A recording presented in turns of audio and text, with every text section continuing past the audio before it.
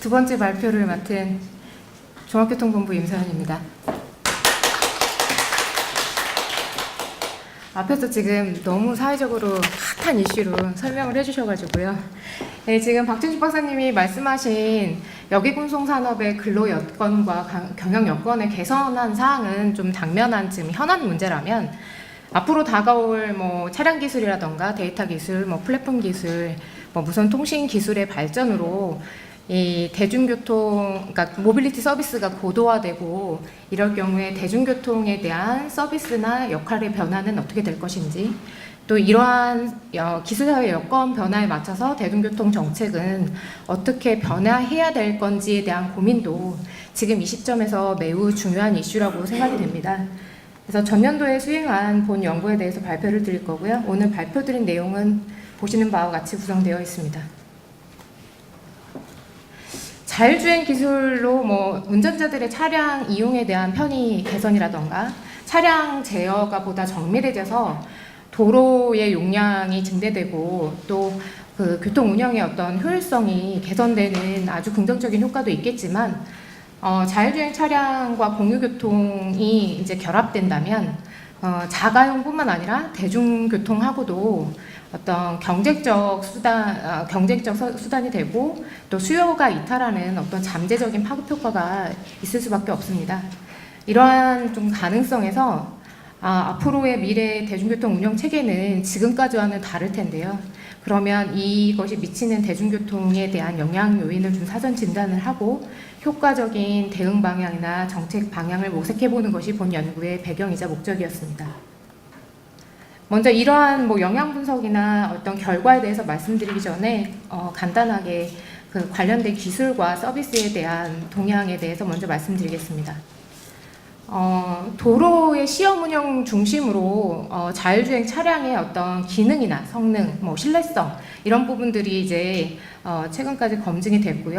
그러한 기술을 기반으로 교통 서비스와 결합돼서 자율주행 택시나 자율주행 버스로 실질적인 어떤 서비스 실증이나 시범 운영을 일본이라든지 미국이라든지 중국 또 유럽의 주요 도시에서 자동차 제조사나 아니면 IT 기업이나 이런 여러 개의 기업들이 참여해서 국가하고 협력하거나 아니면 민간 주도로 이러한 것들이 진행되고 있고요.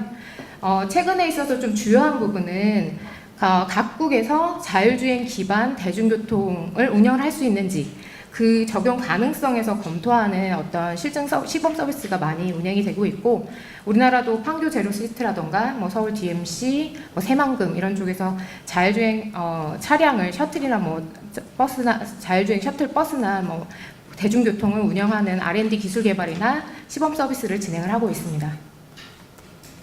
그러면 이러한 자율주행 기술의 상용화나 시장 전망은 사실상 이거에 관련한 연구나 조사 보고서에서 각각 이게 구현이 되는 시기에 대해서 좀 각기 다르고, 이게 또 점진적으로 보급될 것이냐 아니면 일순간에 이게 확 파급될 것이냐 여러 가지 다양한 예측이 있지만 전반적인 의견으로는 20년 전으로 자율주행 셔틀이나 군집주행에 대해서는 한 단계 업그레이드된 기술 고도화가 이루어질 것이 가능하겠다. 그다음에 2030년쯤에는 일반인도 자율주행 차량을 구매하거나 자율주행 차량을 기반으로 한 서비스를 이용할 수 있는 수준이 될 것으로 전망을 하고 있습니다.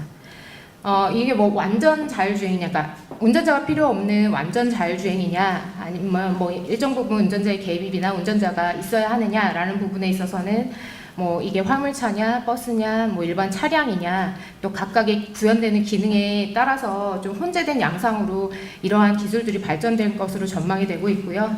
이 기술 적용은 저속에서 고속으로 고속도로와 같은 정형적인 도로 환경에서 도심이나 아니면 외곽 도시 같은 비정형 도로 상황으로 이제 적용이 확산될 것이라고 예측을 하고 있고요. 이런 부분에서 어떤 규제적인 요소나 아니면 이 안전적인 측면, 또 기술의 어떤 수용성, 사회적 수용성 이런 측면에서의 이제 파급 시장 점유나 이 파급이 좀 달라질 거라고 보는데, 그렇다 하더라도 2030년에는 이러한 부분에 있어서의 기술 상용화나 서비스 구현은 가능할 것이라고 예측을 하고 있습니다. 공유교통 서비스는 뭐 우리나라에서는 카풀하고 택시의 갈등이 뭐 최근까지도 주요한 이슈였기 때문에 모두 잘 알고 계시겠지만, 차량의 소유한 주체가 뭐 기업이냐 아니면 개인이냐, 또 이러한 교통수단이 뭐 차량이냐 자전거냐 뭐 기타 등등 교통수단이 어떤 것이냐, 또 이러한 서비스를 이용자와 뭐 교통수단이나 아니면 운전자를 매칭하는 주체가 플랫폼이냐 아니면 뭐 자기들끼리 회원제로 운영을 하느냐에 따라서 이 공유교통 서비스 유형이나 상업성인 측면이 좀 달라지고 있고요. 이러한 측면에서 어떤 공유교통과 무선통신의 기술의 어떤 발전, 스마트폰의 확산 뭐 이런 측면으로 유럽에서 주요 도시들에서는 이제 모빌리티 에지어 서비스 마스라고 해서 통합 모빌리티 형태로 지금 뭐 대중교통뿐만 아니라 이러한 새로운 뭐 라이드 쉐어링이나 카쉐어링 이런 부분을 포함을 해서 통합 모빌리티 서비스를 진행을 하고 있고, 또 이런 부분에 있어서의 여러 개의 교통수단을 한데 묶어서 이용자의 상황과 여건에 따라서 최적의 경로나 아니면 요금을 요금대를 선정해서 예약 지불이 한꺼번에 가능한 통행 옵션을 제공하는 서비스를 제공하고 있습니다만, 우리나라는 여러 가지 뭐 대중교통 여건이라든가 운수 사업 제도나 이런 좀 한계가 있어서 대중교통 중심으로 환승 할인이나 뭐 이런 부분을 환승의 범위 안에서 어떤 경제적인 요금 혜택을 보는 부분으로 확대를 해 나가고 있는 추세입니다. 근데 모빌리티 주요 기업은 앞으로 자율주행 차량과 공유교통이 결합돼서 이것이 교통체계에 어떤 파급을 줄 것인가에 대비를 해서 이를 감안한 교통 플랫폼 개발에 힘쓰고 있고요.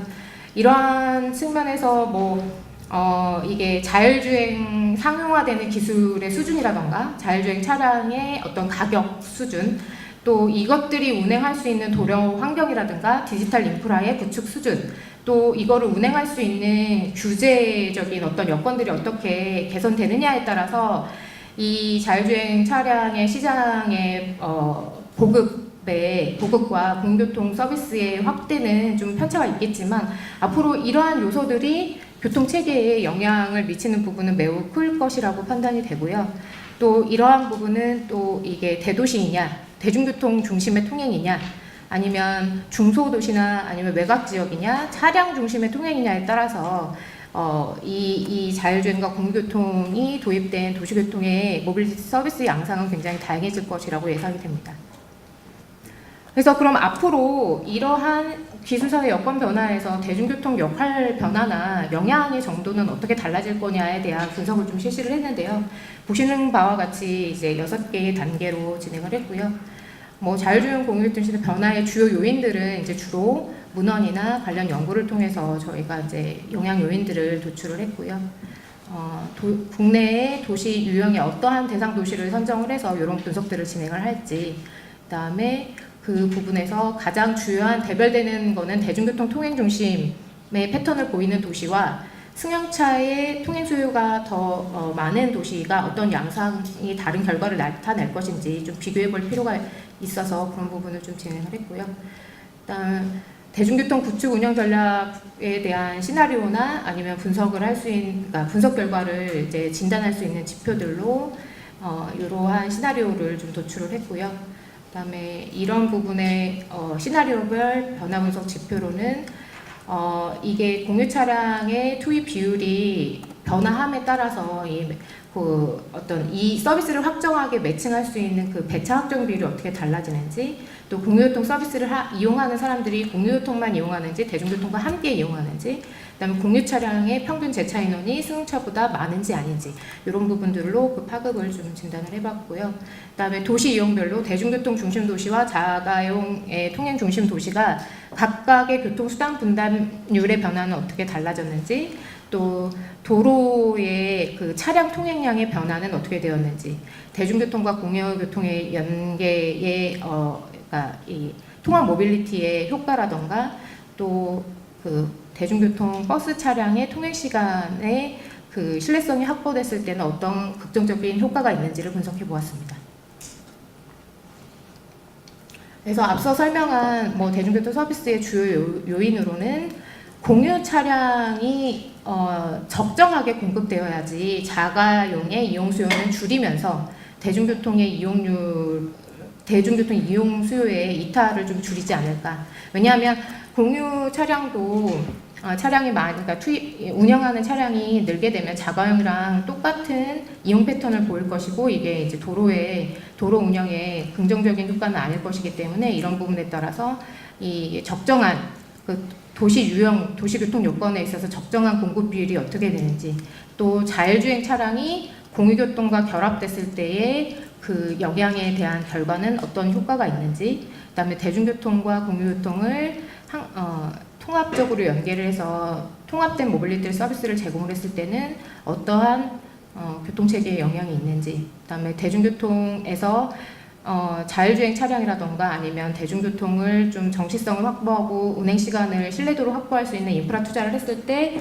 어떠한 결과를 미치는지에 대해서 분석을 했고요. 이런 뭐 공유교통, 자율주행, 대중교통 교통 요소에 말씀드린 영향 요인이 어떠한 상호 연계 결과를 보이는지 분석을 해보았습니다.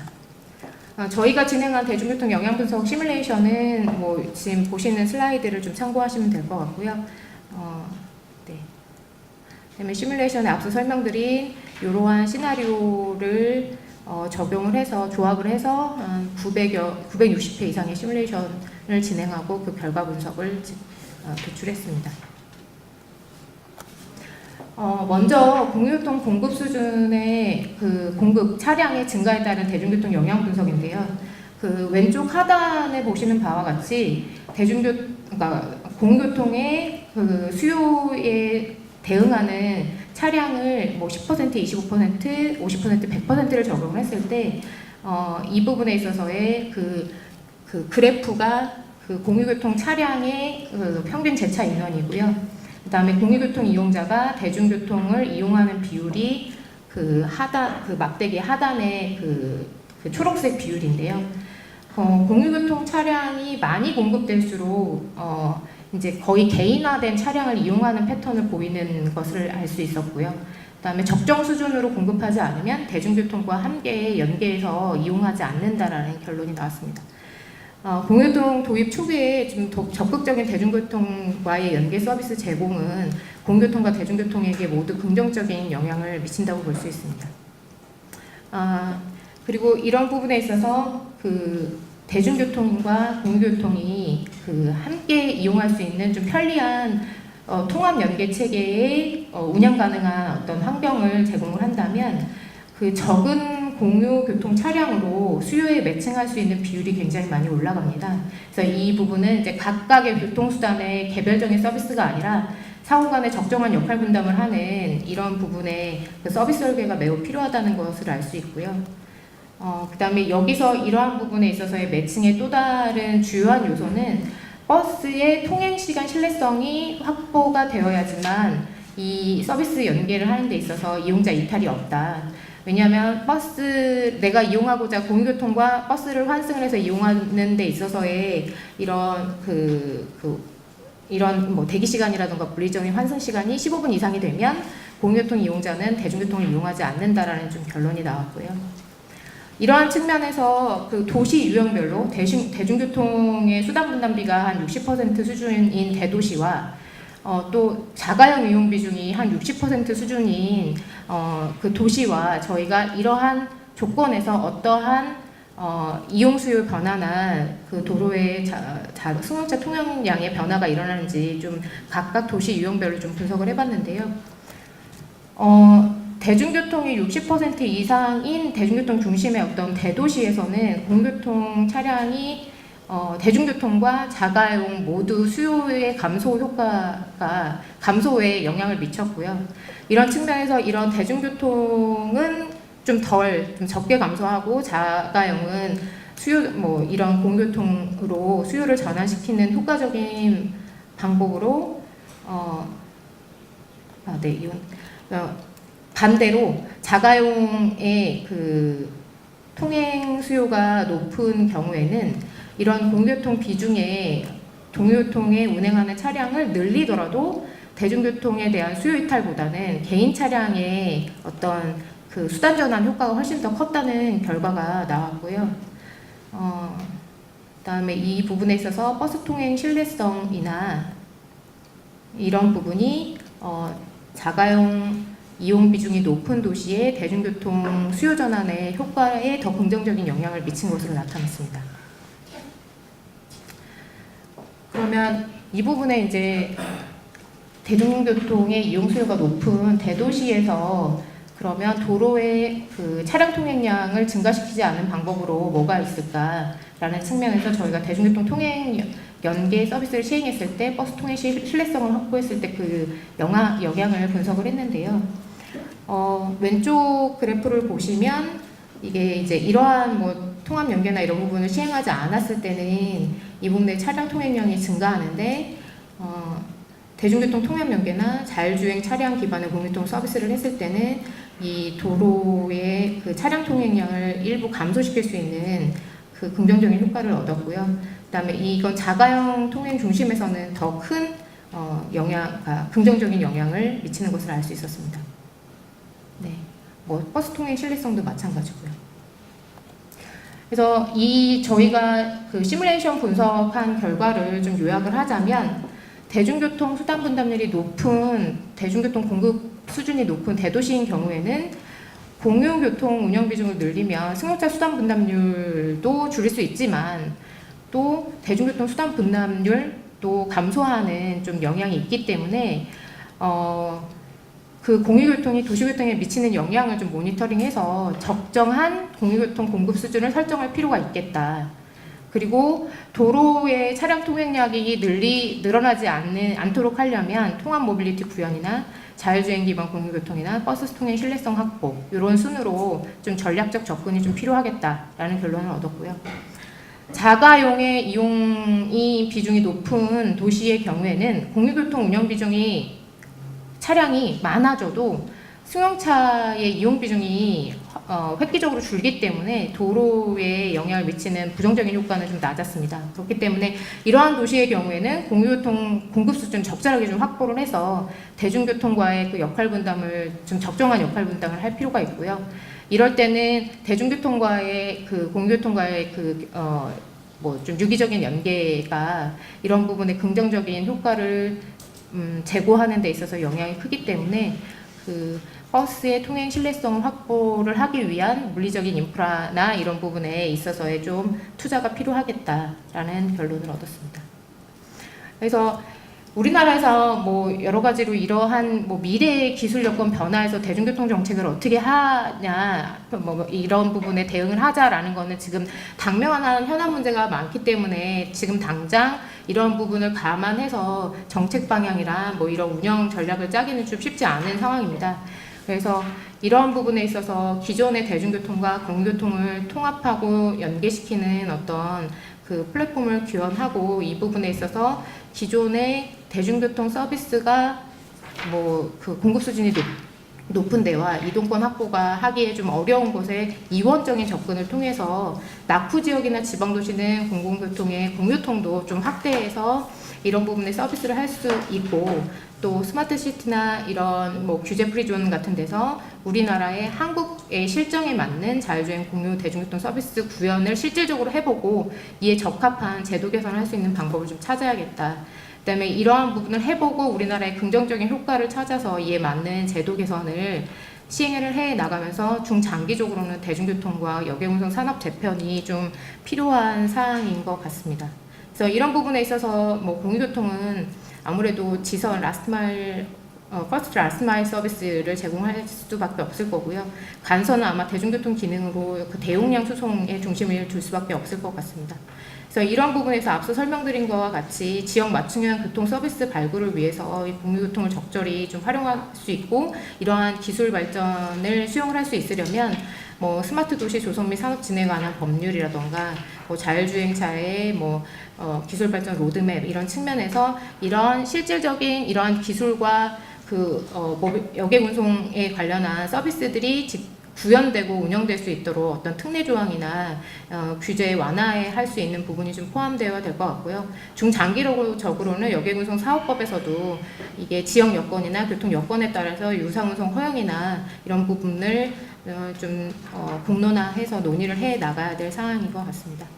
그래서 빅데이터 기반으로 해서 대중교통 운영 효율성을 뭐 탄력 운영을 할 수 있는 부분은 이제 여러모로 이제 많은데, 이러한 데이터들이 사실 플랫폼 사업자가 데이터를 수집하고 이 부분의 데이터를 활용을 할 수 있습니다. 그래서 기존의 여객운송 사업자들에게 뭐 적용되는 과대한 규제보다는 좀 완화해 줄 필요가 있겠습니다만, 플랫폼 사업자가 이러한 모빌리티 서비스에서 담당하는 역할이나 기능이 커지는 만큼 이런 뭐 공공성 있는 데이터의 공유라던가 이용자의 안전, 차량의 관리, 이런 측면에 있어서는 이 플랫폼 사업자도 담당해야 될 사회적 역할이 있기 때문에 이 부분에 대한 규제도 우리나라에서 뭐 신설을 하는 부분을 좀 검토를 해야 될 것 같습니다. 네, 앞으로 이런 기술 변화와 그 사회적 서비스 요구에 대응하는 대중교통 정책이나 여객운송 산업에 관련한 재편도 앞으로 우리가 고민해 나가야 될 이슈인 것 같습니다. 네, 이상으로 발표 마치겠습니다. 감사합니다.